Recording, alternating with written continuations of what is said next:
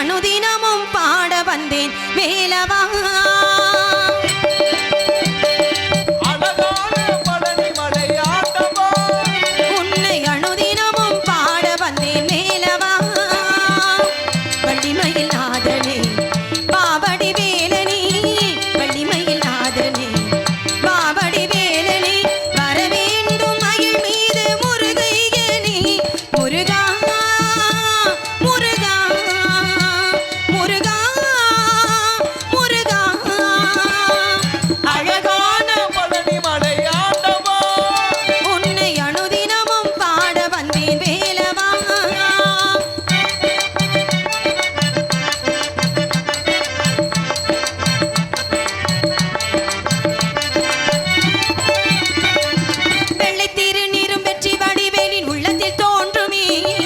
வெள்ளிமயிலேறி வேலன் வருவர் நெஞ்சம் காணுமே.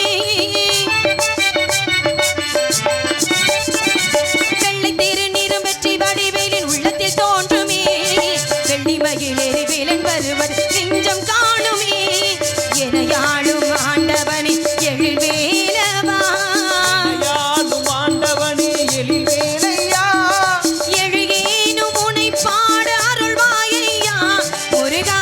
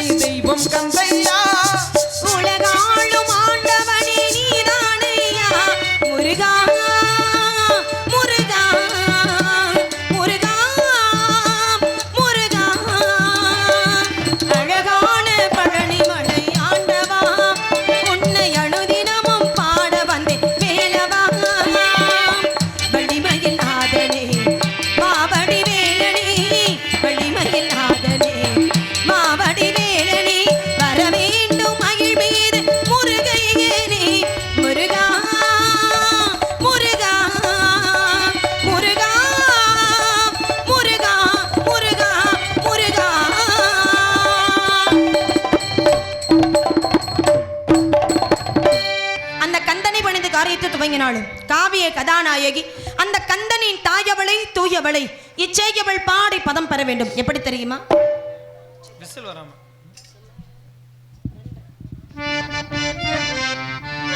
செல்லாத்தா செல்ல மாரியாத்தா எங்க சிந்தையில் வந்து அருகில் ஆடி நில்லாத்தா.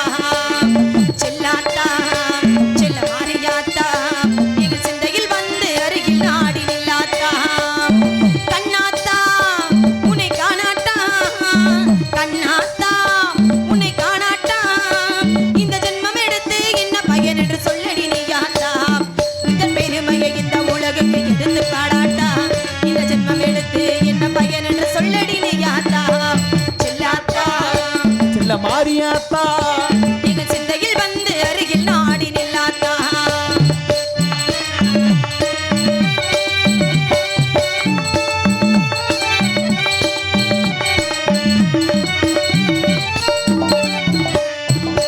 தென்னை மரத்தோப்பினிலே தேங்காய பறிச்சுக்கிட்டு தேடி வந்த முந்தனையே செல்லாத்தா. நாங்கள் தேடி வந்த முந்தனையே செல்லாத்தா.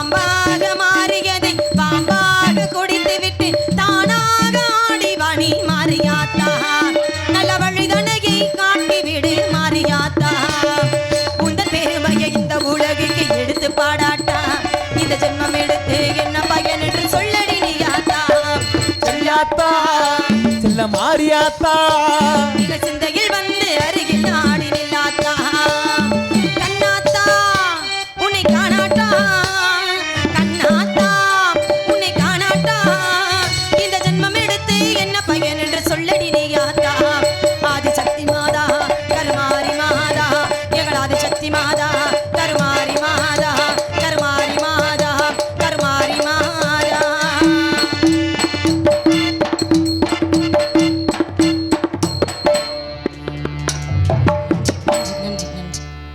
எல்லாருக்கும் என்ன ஊர் கட்டுப்பாடா ஏதாவது யாரும் கை தட்டக்கூடாது ரசிக்க கூடாதுன்னு ஏன் அப்படி எல்லாரும் அமைதியா இருக்கு?